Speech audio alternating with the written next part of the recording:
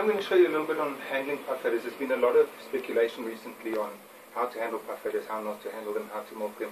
And I actually had a look recently and I found a photograph which was taken 40 years ago of me milking a puff adder. So I've done it a couple of times. I've done it for a very long time, and as you can see I've got all my fingers and toes. So I'll show you what I do and what works for me, and possibly if that's the way you want to handle it, then that's the way to do it. We'll get a puff adder out here. You can see there she's not really very tame. She's not a pleasant animal to work with, but nobody can accuse me of having staged this thing. Once they're over the side, you can pick them up by the tail, no problem, support their body, and they're pretty safe to work with. You can see there they often jerk. They will jerk very high up as well. So if you're going to do anything, make sure that your hand is not at the same plane as what the head is. And if we're going to be milking, for example, we use something like this tool here. It just makes life so much easier for both of us. I can do this alone. I don't need a friend to help me.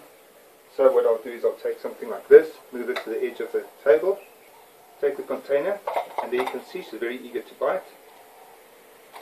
And there's the venom in the bottom of the container.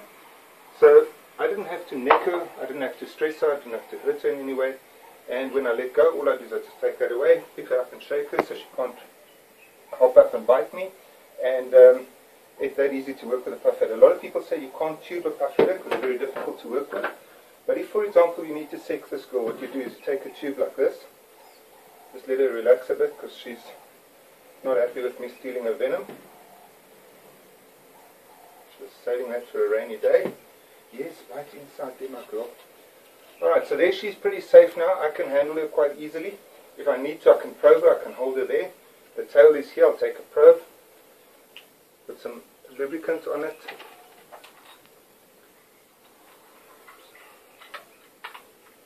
There we go, got some lube on there. And you can grab the tail with the other hand, pull it over. You can see that she's stressing inside the bag. Relax, girl.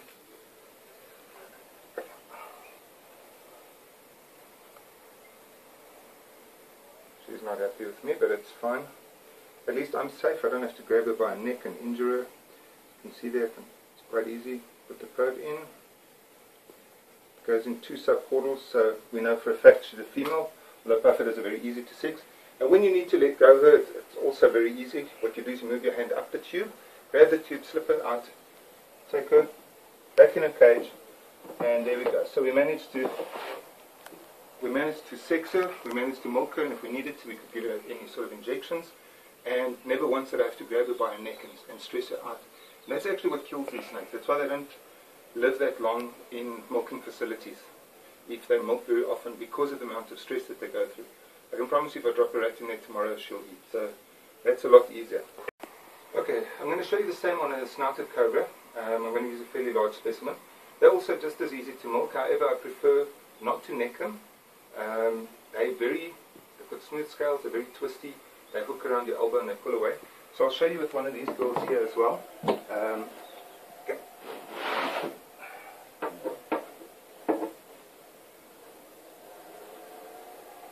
But obviously tailing a cobra is a lot easier because it's a much larger snake, and usually you're further away from the sharp end, which is what you don't want to get messed up with.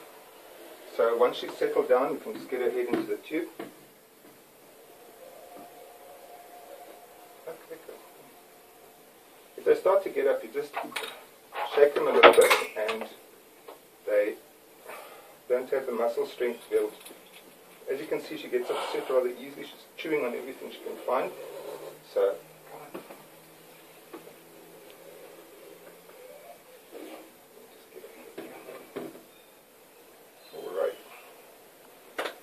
so there we've got her going through the tube now, and she's trying to bite the inside of the tube, which actually suits me.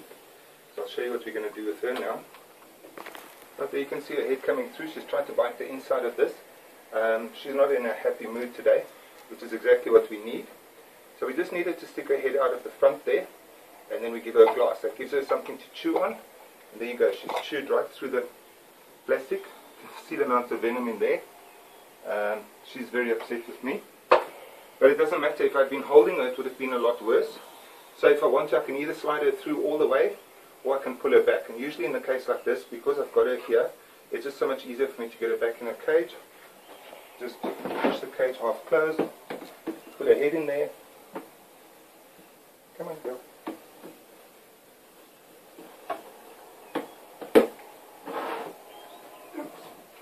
There we go. So she's back in her cage. So using tubes, using pinning sticks, it just makes it so much easier. I mean, I milked 2 snakes in a couple of minutes. No risk whatsoever, it never came near my fingers, anything like that. It's a lot safer. If you're working in a facility, you'd obviously want bigger tables and bigger plates to work with. But because I don't do this for a profession, I'm just making do with what I've got. It's just to show you how you can handle them and how you can avoid getting bitten.